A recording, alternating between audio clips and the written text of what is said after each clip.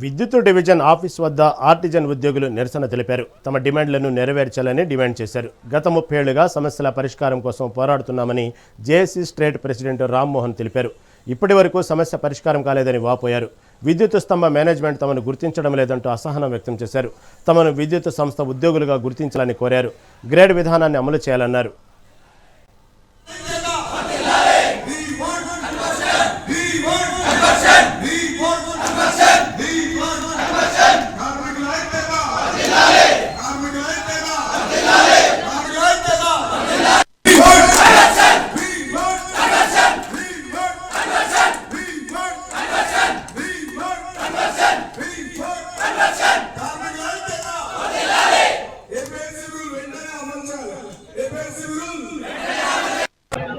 ఏదైతే ఈ విద్యుత్ సంస్థలో పనిచేస్తున్నటువంటి ఆర్టీసీ కార్మిక సోదరులందరూ కూడా వారి యొక్క జీవన విధానం విద్యుత్ సంస్థలో చాలా దయనీయంగా ఉన్నది.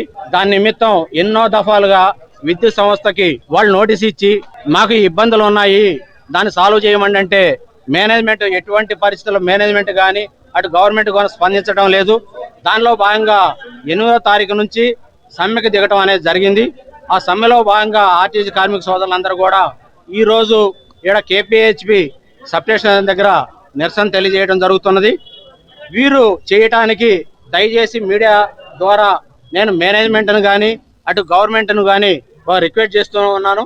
ఏమిటి అంటే ఒక కార్మికుడు 30,000 జీతంతో తాను 30 సంవత్సరాలు సర్వీస్ చేసి కూడా ఇంకా 30,000 జీతంతో ఏ సగటు కార్మికుడు బతకగలుగుతాడా అనేది ఒక్కసారి మేనేజ్మెంట్ ఆలోచించాలి. మరి ఇక్కడ ఒక పరిస్థితి టౌన్లో కానీ మనం బతకాలంటే దాదాపులో ఒక సింగిల్ బెడ్రూమ్ తీసుకుంటేనే 15,000 రెంట్ ఉంటుంది.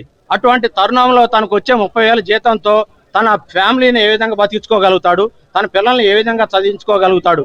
అటువంటి కార్మికుడు ఈ రోజు వీధిని పడి అయ్యా బాబు నాకు కనీసం బతకడానికి సంబంధించినటువంటి జీతాన్ని అన్న నాకు ఇవ్వండి, నేను ఇన్నాళ్ళు 30 సంవత్సరాలు పనిచేస్తున్నాను, అట్లానే ఏదైతే పర్మనెంట్ ఎంప్లాయీస్ ఉన్నారో వాళ్ళకి ఇచ్చేటువంటి రాయితీలు ఏవైతే ఉన్నాయో అవి కూడా మాకు కల్పించండి ఆయన అని చెప్పి వారు దరిదాపులు 30 సంవత్సరాల నుంచి పోరాటం చేస్తున్నా కూడా ఇక్కడ మేము ప్రధానంగా డిమాండ్ చేసేది ఏదైతే పర్మనెంట్ ఏపీఎస్సిబిలో ఉన్నటువంటి పర్మనెంట్ ఎంప్లాయీస్కి ఉన్నటువంటి రూల్స్ ఏదైతే ఉన్నాయో అవి కూడా మాకు కూడా వర్తించండి.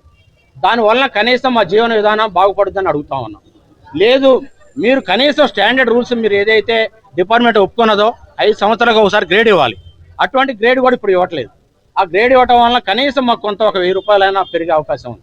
అట్లానే పిఆర్సీ అప్పుడు మాకు సపరేట్గా ఆర్టిజన్ కార్మిక సోదరులందరికీ కూడా సపరేట్గా స్కేల్లో ఒక ఎలవెన్స్ అని చెప్పి పక్కకు పెట్టడం జరిగింది. దయచేసి ఆ ఎలవెన్స్ను కూడా పేలా కలిపితే కనీసం ఒక 10,000 మాకు పెరిగే అవకాశం ఉంది. కనుక మేనేజ్మెంట్ ఈ విషయాన్ని గ్రహించి ఆ ఎలవెన్స్ను కూడా దాంట్లో కలపాలని మ్యాక్సిమం ఏపీఎస్బి రూల్స్ మాకు వర్తించినట్టయితే మా జీవితాలు ఇన్ని సంవత్సరాలు విద్యుత్ సంస్థలో 1000 పగులు పనిచేసినందుకు మాకు మీరు ఇచ్చేటువంటి సంతోషకరమైనటువంటి ఎలవెన్స్ లాగా మాకు జీతాలు పెంచాలని చెప్పి కోరుకుంటూ ఇన్ని సంవత్సరాలు ఈ సంస్థలో పనిచేస్తున్నటువంటి మా కార్మికులందరికీ కూడా మీరు మేనేజ్మెంట్ తరపు నుంచి చర్చలకు పిలిచి మాకున్నటువంటి డిమాండ్స్ ఇమీడియట్గా పరిష్కారం చేయాలని, అట్లానే గవర్నమెంట్ కూడా ఎందుకనంటే గవర్నమెంట్ రాగానే ఈ కార్మికులందరినీ కూడా పర్మనెంట్ చేస్తా అన్నారు. అటువంటిది కూడా ఇంతమందికి కాలేదు. కానీ దయచేసి గవర్నమెంట్ కూడా వీళ్ళని పిలిపించి మాట్లాడి వీళ్ళకు ఉన్నటువంటి సమస్యల్ని ఇమ్మీడియట్గా తీర్చాలని చెప్పి మీడియా ద్వారా నేను అందరిని కూడా కోరుకుంటున్నాను. అట్లానే ప్రజలకు కూడా విజ్ఞప్తి చేస్తున్నాం. 1000 పగులు పనిచేస్తున్నటువంటి ఈ కార్మిక సోదరులకు ప్రజలు కూడా సపోర్ట్ చేయాలని చెప్పేసి, ఎందుకంటే ఎనీ టైం 24 అవర్స్ భార్య బిడ్డలను వదిలేసి పోల్ మీద రిస్క్ ప్యాటర్న్ కరెంటు ఉందా లేదా